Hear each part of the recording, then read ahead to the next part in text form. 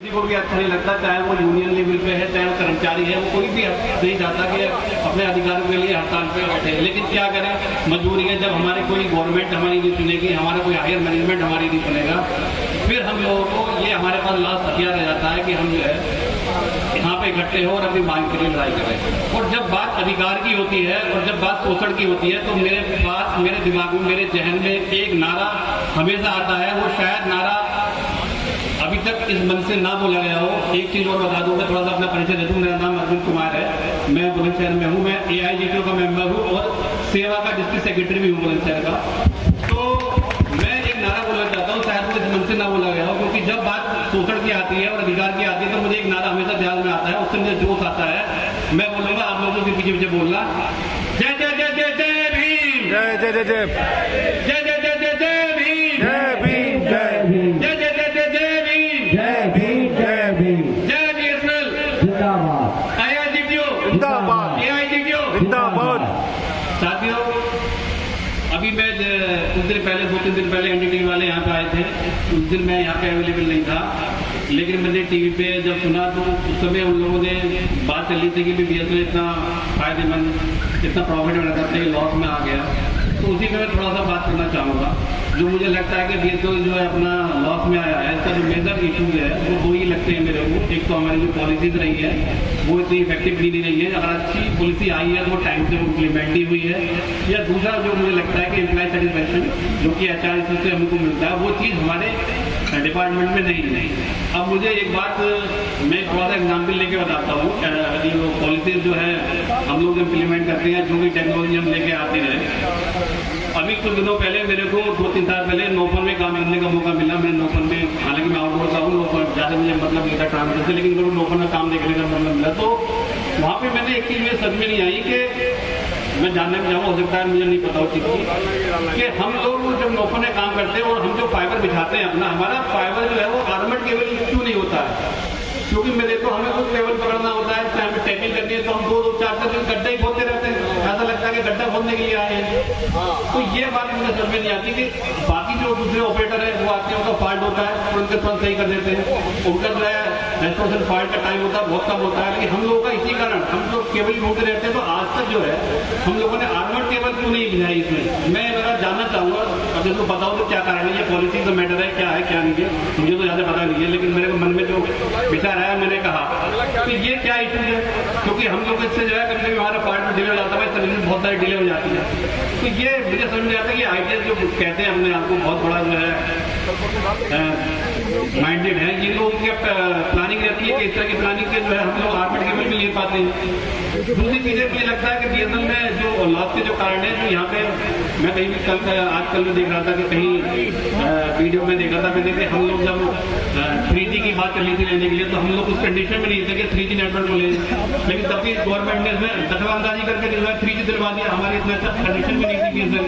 फिर क्या होता है इससे, 3G का आप जानते हो इसकी बहुत अच्छी रेंज नहीं है, बहुत अच्छे नेटवर्क नहीं आते हैं। कि कोई भी ऐसा डिपार्टमेंट जो बहुत भी प्राइवेट ऑपरेटर है, उन्होंने कभी भी इसी पर फोकस नहीं किया कि वो लोग जो है 3G पे फोकस करें। 4G पे तुरंत आगे, हम लोग 3G पे ही हम लोगों ने टाइम वेस्ट किया, मनी वेस्ट किया, लेकिन आउटपुट हमारा क्या है? आउटपुट क्या है?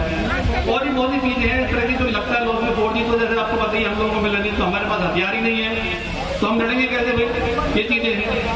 तीसरी चीज मैं ये कहना चाहूंगा कि हमारी जो HR इशूज है, और मैं HR की बात करूँ, जैसे JTO मैं 2007 बैच का JTO हूँ। और जो है हमारे, अच्छा मैं JTO के बारे में थोड़ा सा बोलूँ पहले, मुझे JTO का भी बड़ा अजीब सा लगता है कि JTO जो पोस्ट है, ये BSNL की ब्रांडेड पोस्ट है। ये किसी भी डिपार्टमेंट में नहीं मिलेगी, ना तो मिलेगी जो मैं आपको बिजली विभाग में, ना मिलेगी जो कि सिंचाई विभाग में। ये जो BSNL की खुद की इजाद है, ये ब्रांडेड पोस्ट है, पता नहीं क्या। और इसमें 3 तरह का बेस थे। जब 2009 में मैंने ज्वाइन किया BSNL, तो मुझे लगा कि भाई मैं तो बहुत बड़ा अधिकारी हूँ, मैं तो जो है JTO की मेरा पोस्ट हुआ है, और जो है मेरे को जो है सब लोग आकर के बोलेंगे। तब मैं गया वहाँ पे, हेलो, हाँ, जब मैं ज्वाइन किया मैंने, तो वहाँ पे जो लाइनमैन थे आलम थे, उन्होंने मुझे JE कहना स्टार्ट करते, JE साहब आ गए। मैंने कहा JE, मैं तो यार अपने आप को इंजीनियर समझता हूँ, JE कहते हो। मैंने बोला भाई मैं JE नहीं, मैं JTO हूँ। नहीं साहब, हम समझ गए आप JE हैं। तो मैंने कहा ये क्या बात है, ठीक है कोई बात नहीं है। फिर क्या हुआ, उसी बात में एक घटना बताना चाहता हूँ। मेरे एक्चुअल का ट्रांसफार्मर खराब हो गया। ट्रांसफार्मर जब खराब हुआ तो मैं गया एसडीओ के पास, दिल्ली ग्राम वाले एसडीओ के पास, उससे भीड़ लगी हुई थी एसडीओ के पास, जब तो दिल्ली ग्राम करती हुई। मैंने कहा सर जो है मेरे एक्सचेंज में ट्रांसफार्मर थोड़ा बदलवा दीजिए, जनरेटर चलाना पड़ता है, ये सब नहीं करते। तो कहता आप कौन? मैंने कहा मैं जेटी हूँ। तो बोला आप जनरेटर ऑपरेटर हो क्या? मैंने कहा यार जनरेटर ऑपरेटर मैंने नहीं, मैं जेई हूँ। मैंने कहा मैं जेई हूँ। मैंने अपने आपको जेई मानना स्टार्ट कर दिया। मैंने कहा ठीक है जेई कोई दिक्कत नहीं, मैं जेई से भी। लेकिन दिक्कत क्या हुई, 4-5 साल पहले जो टीटीए गए हमारे, उनको बहुत जेई कर दी गई। अब बोला जेई जो मैं अपने में मानता था वो भी जेई खत्म हो गया।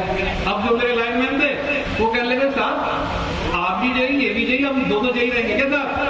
मैंने कहा नहीं ये छोटे हैं हम बड़े वाले हैं। तो ये जो पोस्ट है जेटीओ की, ये बड़ी ही अजीब सी लगती है, पता नहीं क्यों मेरे को। अब ये सब कुछ ठीक चल रहा था, थैंक्स टू बीएसएल 12 साल के बाद हमको एसडीओ बना दिया। अब समस्या यही खत्म नहीं हो जाती है, एसडीओ बन गया, घरेलू समस्या स्टार्ट हो गई। घरेलू समस्या क्या स्टार्ट हो गई?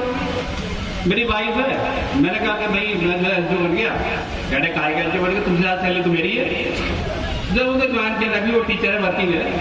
2012 में जब उन्होंने ज्वाइन किया था मुझसे कम सैलरी थी उनकी, आज की उनकी सैलरी मुझसे ज्यादा है। तो कहती ऐसे ऐसे तो पता नहीं कितने घूमते रहते हैं, आप कोई ऐसे बैठो नहीं हो। मैंने कहा यार ये भी समस्या होगी। तो समस्या इतनी है अचानक इसको लेकर, ये तो हमारी समस्या है। हम जो है सैलरी इतनी कम बता दो सर बात, हम लोगों की तो बात ये है, चलो शादी भी होगी मैं बोलता हूँ। अभी तो 2018 में के आए हैं, मेरे साथ में आ गई प्रवीण, लड़का दिखा रहे हो क्या? ये है साथ का हमारे, ये बोलो मित्र जूनियर दोनों जो, लेकिन स्थिति इतनी खराब है, इसकी सैलरी बाकी में जो है ऐसी नहीं कि हम बता पाएंगे। देखो इसकी शादी भी नहीं हो पा रही, 2 बार जो शादी हो रही है इसकी शादी प्रवीण 2018 में किया, और इसकी शादी एक बार में मेरे घर में रोज बेचती होती है तो इसकी शादी भी नहीं हो रही है। तो समस्याएं जो है बाहर की नहीं, घरेलू समस्याएं भी हो गई बहुत ज्यादा। और लड़का देखो अब इसकी शादी ना होने के क्या कितने घाटे पे लोग, अब ये दुनिया भर की गर्लफ्रेंड बना के घूम रहा है, ज्यादा बात करता रहता है, काम ही नहीं करता है। मेरे काम कर ले फोन पे लगा रहता है। अब समझो बीवी आदमी की जान जाती है, काम करता फोन आता है, काम कर रहा हूँ, ये एक बहुत बड़ी समस्या है। तो साथियों मेरा कहने का मतलब ये है, जो बीएसएनएल जो आज गड्ढे में गया है ना, तो ये हमारी वजह से नहीं गया, ये सारे के सारे जिम्मेदारी के ऊपर बैठे गवर्नमेंट है या हायर मैनेजमेंट। इन लोगों ने ही ऐसी पॉलिसी बनाई है जो आज हम लोग यहाँ पर हैं। नहीं तो हमारा जो काम करने का पोटेंशियल, एक इंजीनियर जो है यहाँ पे जो है आईआईटी का है, बीटेक है, अच्छे कॉलेज से आया। मैं भी एक स्टेट गवर्नमेंट इंजीनियरिंग कॉलेज से आया हूँ, बाकी एमटेक आती है, एमटेक आए हैं तो आईआईटी से आए हैं। तो यहाँ पे कोई ऐसा नहीं है कि जो है कोई अनपढ़ आगे आ गया है, एक से टॉप क्लास के इंजीनियर यहाँ पर है। हम लोग की स्थिति एक उनकी गंदी बना दी है। जिम्मेदार कौन है? कि जिम्मेदार यही लोग हैं। ये बात हम लोग कहनी थी लॉस के बारे में, थोड़ा केसों के बारे में, थोड़ा सा मैं उनके बारे में कहना चाहता हूँ। जो लोग नहीं आ रहे हैं यहाँ पे, मेरी बात होती यूपी ईस्ट में, मेरे 2 फ्रेंड हैं जो इस स्टेशन में नहीं आ रहे हैं। मैंने पूछा भाई क्यों नहीं आ रहे?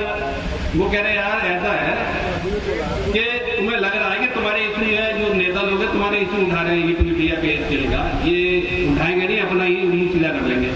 मैंने कहा अच्छा, मैंने कहा भाई तुम्हारे पास कोई दूसरा प्लान है तो मुझे बताओ जरा। तो दूसरा प्लान बोलने कहते कुछ प्लान नहीं है। तो मैंने कहा जब तुम्हारे पास दूसरा प्लान नहीं है तो फिर तुम यहाँ पे आओ, मेरे प्लान पे आओ। तुम जो फालतू बहस नहीं कर रहे हो मेरे से, तुम्हारे घर पे बैठे रहने से तो तुम्हें कुछ मिलने वाला नहीं है। हम तो यहाँ पे आकर के तुम्हें जो बात मेरे से कह रहे हो नेता लोग नहीं सुनते हैं, तो यहाँ पे आके बोल रहे हो तुम्हारे नेता नहीं सुनते, क्या किया उन्होंने 10 साल तक तुम्हारे 22,800 क्यों नहीं मिला? यहाँ से बोलो अपने स्टेट से आकर के जुड़ा, तुम मुझसे बोल रहे हो। तो मैं उन लोगों के लिए भी बोलना चाहता हूँ कि ये लोग जो है घर पे बैठे कुछ नहीं होने वाला, कॉमन इशू लिए जाते हैं, सबका कुछ सेपरेट इशू नहीं ले जाता है। मैं ही कहती हूँ मेरा इशू लेकर यहाँ पर एजुकेशन है, कौन आएगा? कोई नहीं आएगा। मेरे ही बैठ के आधे लोग नहीं आएंगे 22,800 के लिए। कॉमन इशू आते हैं, सब लोग आए थे, और हम लोगों को अपनी बात कहना चाहिए क्या हमारी डिमांड है। और मैं यही चाहूंगा कि हम लोग जिस तरह से अपनी डिमांडों के लिए लड़े हुए हैं हमेशा,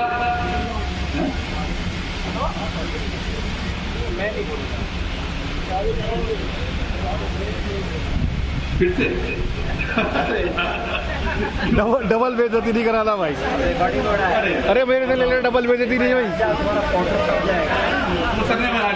मुझसे ले लेना, डबल बेइज्जती मत कराओ यार। हाँ बस मेरा इतना ही कहना है कि जो है हम लोग जिस डिमांड के लिए हम लोग यहाँ पे अड़े पड़े हैं उस पर अड़े रहना है, चाहे कुछ हो जाए, क्योंकि अब नहीं तो कभी नहीं। जो मेरा हमारे हिमांशु मोहन जी कहा है, हमारे डिस्ट्रिक्ट सेक्रेटरी और डिस्ट्रिक्ट सेक्रेटरी आपको देखा मेंबर है, मेरे बहुत अच्छे मित्र भी हैं, और बुलंद सर हमेशा बुलंदी पे रहा है, ये तो हर कोई जानता है।